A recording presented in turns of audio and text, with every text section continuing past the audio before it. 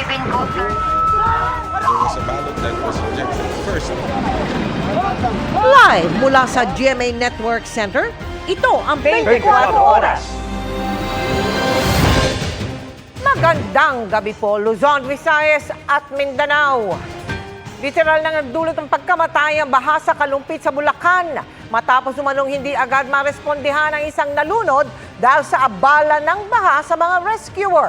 Nagpasaklolo na nga ang ilang taga-roon sa national government na malagyan sila ng diking proteksyon sa Pampanga River. Lalo't 2 linggo ng baha sa ilang lugar doon habang ang iba matagal nang abandonado dahil pirming baha. Nakatutok doon live si Mark Salazar. Mark. Mel, tingnan mo yung likuran ko, para ng pantalan dahil sa bangka-bangka na yan. Pero ito'y kalsada at bungad lamang papasok sa barangay May Sulaw dito sa Kalumpit na sa ilang parte ng barangay na ito lumalampas hanggang sa taas ng tao ang tubig baha.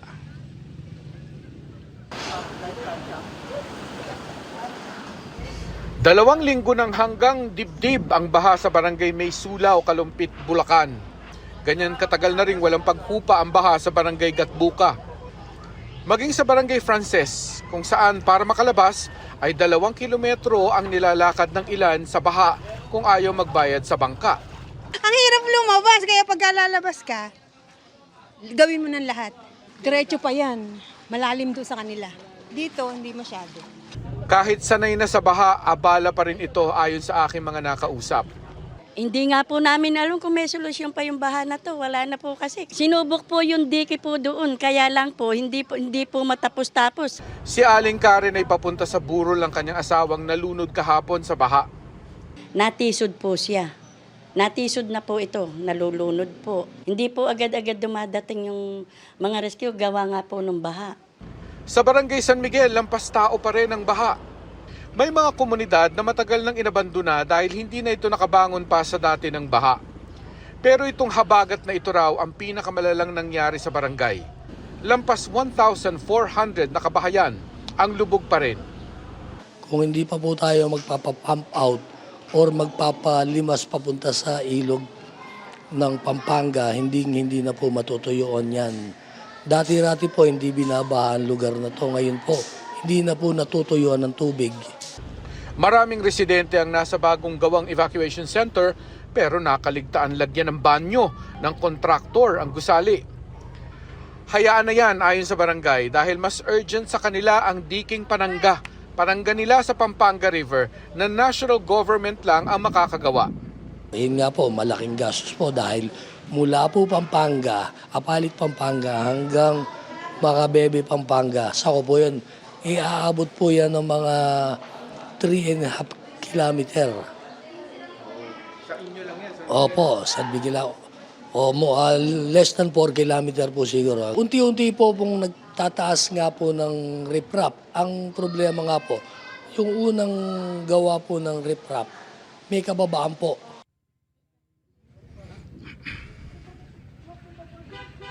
Emil, ang mga sinadya namin barangay dito sa Kalumpit ay yung mga nasa gilid ng Pampanga River. Ito yung mga komunidad na unang binabaha kapag umapaw ang ilog. Ito rin ang komunidad na unang binabaha pagka nakaka-high tide sa Manila Bay. At ito rin ang mga komunidad na sumasalo ng mga tubig baha mula sa mga mas matataas na lugar gaya ng Pampanga ng Nueva Ecija. Kaya ito ang komunidad na nangangailangan ng tulong na national government lang nila ang makakatulong at makakagawa ng solusyon. Emil. Maraming salamat, Mark Salazar. Lumikas ang daang-daang tenants ng isang kondo sa Maynila kasunod ng pagputok ng transformer ng gusali. May senior citizen pang kinailangan ng atensyong medikal. Nakatutok si Jomer Apresto. Kuha yan sa loob ng isang low-rise condominium sa Tondo, Maynila pasado alas 9 kagabi.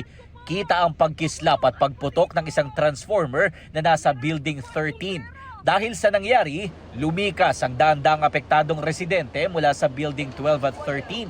Isang senior citizen ang kinailangan ng atensyong medikal matapos mahirapang huminga sa kasagsagan ng paglikas. Alam ko po, aabutin sila ng mahigit 500. Wala po akong nakausap na management, sir. sa oras na ito. Ayon sa tauhan ng security office ng kondo, may problema sa wiring at transformer. Puputulin na raw sana nila ang supply nito at gagamit na lang ng generator nang biglang pumutok ang transformer. Sabi ng mga residente, umaga pa lang kumikislap na raw ang transformer. Ganon-ganon yung ilaw, parang nag-Christmas party kami. Bakit inon pa yung elevator? Bakit hindi in-announce sa mga tao na huwag kayo mag-aircon, mag-ref, ganon? Walang paalala. Ang residente namang si Elizabeth, tumambay na lang sa kanyang e-trike kasama ang kanyang mga anak at alagang aso. Malaking kapirwisyon to, imbis matutulog na kami, paano kami makakatulog ng maayos ng ganyan? Mahirap yan kasi siyempre nagbabayad kami ng kondo dyan. Tapos updated kami. As ganyan, reaction ng kawawa naman kami. Patuloy na inaalam ng Bureau of Fire Protection ang naging sanhi ng pagputok ng transformer. Sinisikap ng GMA Integrated News na makuha ang panig ng condo management sa insidente. Para sa GMA Integrated News, Jomer Apresto nakatutok. 24 oras. Samantala, nahuli na ang 2 pang inmate na pumuga sa Batangas Provincial Jail kahapon. Kabilang ang isang umuwi sa kanyang dating tirahan.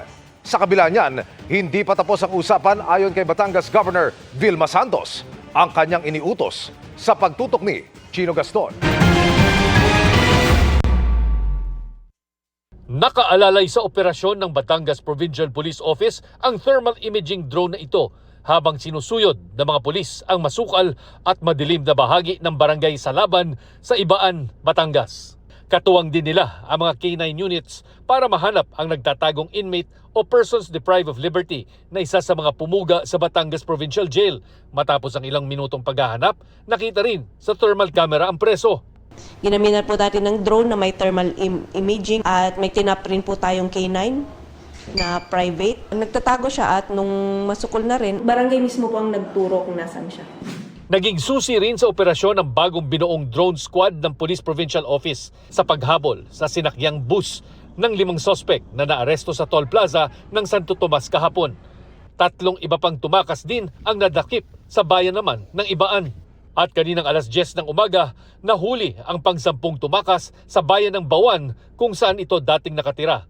Sasampahan sila ng PNP ng karagdagang reklamo ng robbery at direct assault dahil sa pag-atake sa nagbabantay na jail guard. Samantalang ang mga kumuha ng baril ng gwardya at nahulihan ng patalim, sasampahan ng reklamong illegal possession of firearms at possession of a bladed weapon. Bagamat patuloy ang ginagawang investigasyon, posibleng may pananagutan rin daw ang mga jail guard. Pwedeng maharap na sa kaso na evasion through negligence, yung mga provincial guards. Kahapon, sinabi ng ilang tumakas na pinabubugbog daw sila sa ibang mga jail guard. Sinusubukan pa naming kunan ng pahayag ang Batangas Provincial Government na nangangasiwa sa provincial jail. Pero bago nito, ipinag-utos na ni Governor Vilma Santos Recto ang malawakang investigasyon dahil sa anyay hindi maayos na security protocols ng bilangguan. Para sa GMA Integrated News, Chino Gaston nakatutok, 24 oras.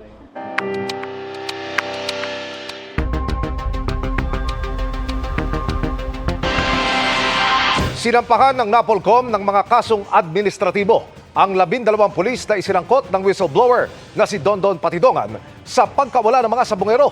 At bukod kay Patidongan, sinabi ni Justice Secretary Jesus Crispin Remulla na may lulutang daw na isa pang testigo na may hawak umanong ebidensya. Narito ang aking pagtutok. 15 araw makaraang maghain ng administrative complaint ang whistleblower na si Dondon Patidongan alias Totoy at 17 kamag-anak ng mga nawawalang sabungero. Formal ng kinasuhan ng National Police Commission o NAPOLCOM sa kanilang legal service ang 12 pulis na isinasangkot ni Patidongan sa kaso ng mga missing sabungero.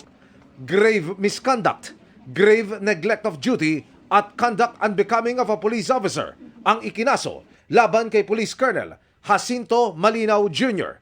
Hiwalay na kaso naman ng 6 na counts ng grave misconduct at conduct unbecoming of a police officer ang ikinaso laban kay na Police Lieutenant Colonel Ryan J. Orapa, Police Major Mark Philip Almedilla at 9 na iba pang pulis. They will be given time to file their answers. After which magkakaroon ng hearings dito Kung kinakailangan, mag-file sila ng kanilang proper pleadings or position papers. I'm not prejudging the case. But since these are grave offenses, ang lowest penalty for a grave offense is suspension. Ang middle penalty for grave offenses ay demotion. At ang pinakamalupit na parusa para sa grave offenses ay dismissal from the police service. And of course, for the future of all benefits. Sinusubukan ng GMA Integrated News na makuha ang kanilang panig. Nagsadya kami sa Camp Crame Headquarters Support Service kung saan sinasabing nakakustody ang mga kinasuhang pulis pero wala kaming nakausap. Nakipag-ugnayan din kami sa PNP Public Information Office para makuha ang abogado ng mga kinasuhan pero wala pa silang tugon sa amin. Bukas ang GMA Integrated News sa reaksyon ng mga pulis na sangkot. Ang kaanak ng mga nawawala, ikinatuwa ang pagsasampa ng reklamong administratibo laban sa mga itinuturong pulis. Lalo raw silang nabuhayan ng loob nang mabanggit pa ni Pangulong Bongbong Marcos sa kanyang SONA kahapon ang kasong ito. Hahabulin at pananagutin natin ang mga utak at mga sangkot, civilian man o opisyal. Nagpapasalamat po kami sa Presidente na nabanggit niya sa SONA na hindi niya lulubayan yung sumisin sa bungero. Sana nga po, inintay namin makasuhan talaga pong ang mastermind. Ayon kay Attorney Rafael Vicente Calinisan ng NAPOLCOM, tuloy ang investigasyon para sa iba pang maaaring sangkot sa kaso. Isiniwalat din niyang may mga gumagapang umano para impluwensyahan ang kanilang investigasyon. There are two groups. Yung una, isang bossing ng sabong. Dun sa pangalawang grupo, tinawagan yung isang very, very close sa akin. Ano sa tingin nyo, nababayaran kami dito? Hindi kami nababayaran dito. Sa pulong naman ni Justice Secretary Jesus Crispin Rebulla at PNP Chief General Nicolas Torre III na pag-usapan ang paglutang ng isa pang testigo na magpapatibay sa mga pahayag ni Patidongan. Civilian, hindi lang to testimonial evidence, may real evidence na involved dito. Meron ditong totoong ebidensya na bukod sa kwento, meron itong sariling ebidensya pa na kalakip. Para sa GMA Integrated News, Emilio Sumangil, nakatutok 24 oras. Pinalaga ni Senate President Cheese Escudero ang lumabas na ulat na may isiningit umano siyang pondo para sa ilang proyekto sa 2025 national budget. Inako sa kanya ang Kamara na pinanggalingan nito. Sagot ng Kamara, bakit sila tinataasan ng kilay? Nakatutok si Mau Gonzales. Isang demolition job. Ganyan tinawag ni Senate President Cheese Escudero ang lumabas na ulat sa isang website na meron daw siyang isiningit sa 2025 budget na mahigit 142 billion pesos na flood control projects at iba pang infrastruktura. 150 billion? No, of course not. Dun sa kahit po sa Sorsogon. Sa Sorsogon, Kung meron din po kayong mga 9 billion, changes. no. May changes sa Sorsogon, yes, pero hindi 9 billion. Hindi porkit Sorsogon, akin yon.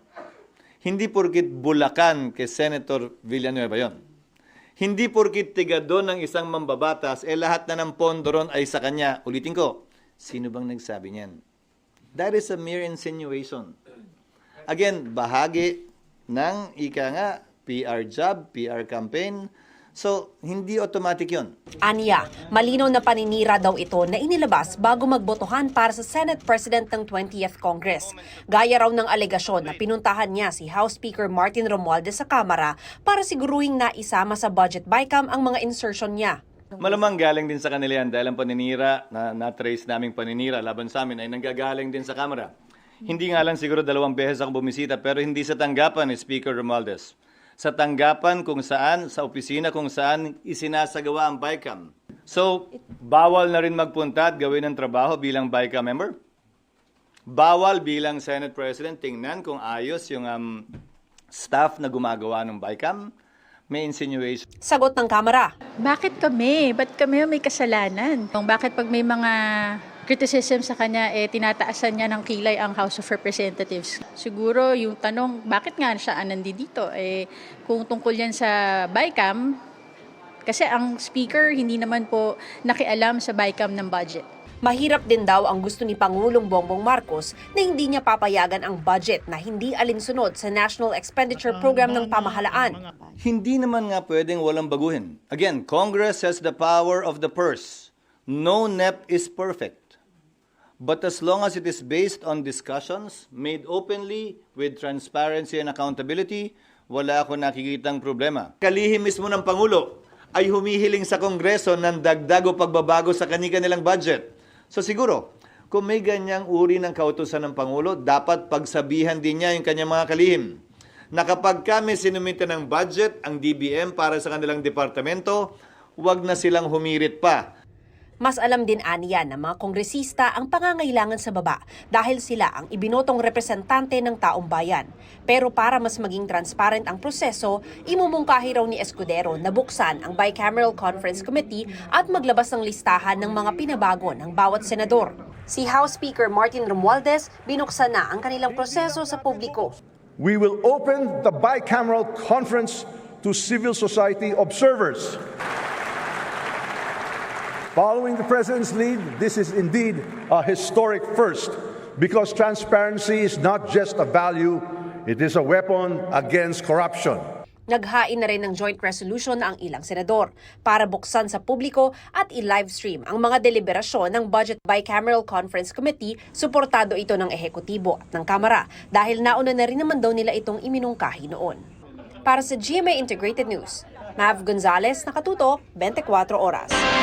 Nakasilid sa drum naman ang bangkay na natagpuan sa tabi ng isang creek sa Taguig. Pasintabi po, dahil sensitibo po ang balitang ito. Nakatutok si Oscar Oida. Magtatanim na sana ang mag-asawang Josephine at Ronil sa tabi ng creek sa barangay Palingon, Taguig. Nang makita nila ang drum na ito, alas 5:30 ng umaga. Nakala pa nilang napag-iwanan na naman sila ng ninakaw na gamit. Pero nang subukang iangat ni Ronil ang drum. Uy, mabigat. Sabi ko, nagtaka ko kung anong laman, hindi sinilip ko. Pag silip ko, tao, nakita ko to. Sabi ko, tao. Agad silang tumawag sa mga otoridad.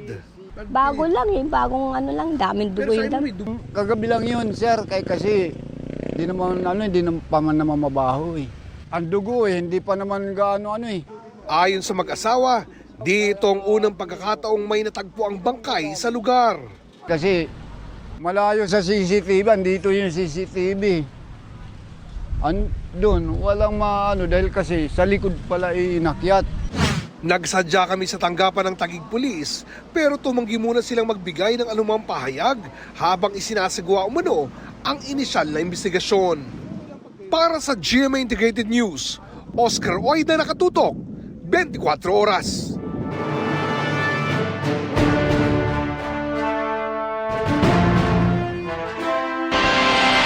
Hanggang sa susunod na linggo, maisusumiti na raw ng Department of Public Works and Highways ang listahan at estado ng flood control projects sa nakalipas na 3 taon, gaya ng ipinag-utos ni Pangulong Bongbong Marcos. Layo nito, malaman kung alin ang mga proyektong pinagkakitaan lamang ng mga tiwaling individual. Nakatutok si Joseph Morong. Sa mga nangungurakot sa mga proyektong dapat ay pangontra sa baha, mensahe ni Pangulong Bongbong Marcos. Mahiya naman kayo, lalo sa mga anak natin na magmamana sa mga utang na ginawa ninyo na binulsan nyo lang ang pera.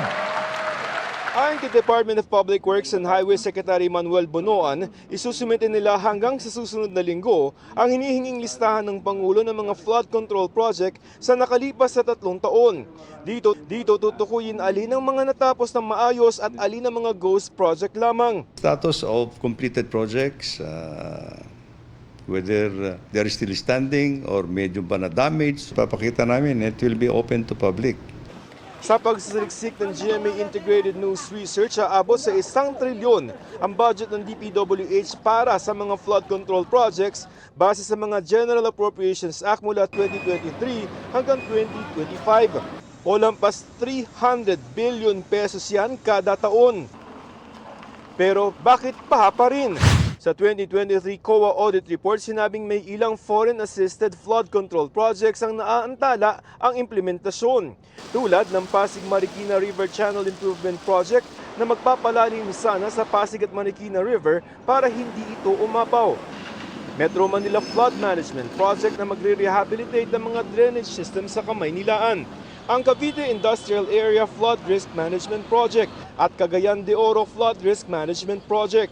Paliwanag ng DPWH na antala ang ilang proyekto dahil na-delay o nabawasan ng pondo para rito. We have been already cautioned by the lending institutions actually because napapansin daw nila that the appropriations that we are putting into these projects are not adequate actually to sustain the momentum of implementation. Ayon sa DPWH, isa sa mga suliranin nila ay yung mga programa na hindi dumaan sa National Expenditure Program o NEP ng pamahalaan. Kumakain daw ito sa pondo ng ilang mga proyektong existing na dahilan para ma-delay ang ilan sa mga ito.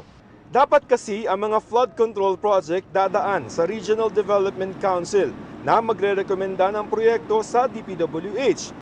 Na siya naman maglalagay nito sa proposed budget o National Expenditure Program na isusimite sa Kongreso. Pero ayon kay Bunoan, pagdating sa Kongreso, Maraming dagdag nga, yun ang sinasabi ng Presidente, maraming dagdag. kung saan galing yan? Yeah, and to the detriment of the program of the President na hindi dumaan sa amin for vetting o for preparation. So, Saan galing? ito na nga yung pinag-uusapan. Alam mo naman, Congress has the power of the purse and dito na yung mga additional items. Sa budget para sa 2025 nga, 16.72 billion pesos para sa mga flood control project ang vinito o tinanggihan ng Pangulo. Sa kanyang State of the Nation address, nagbabala ang Pangulo sa Kongreso na tatanggihan niya ng buo ang anumang budget na naglalaman ng alokasyong hindi naaayon sa National Expenditure Program. Para sa GMA Integrated News, Joseph Morong, nakatutok 24 oras.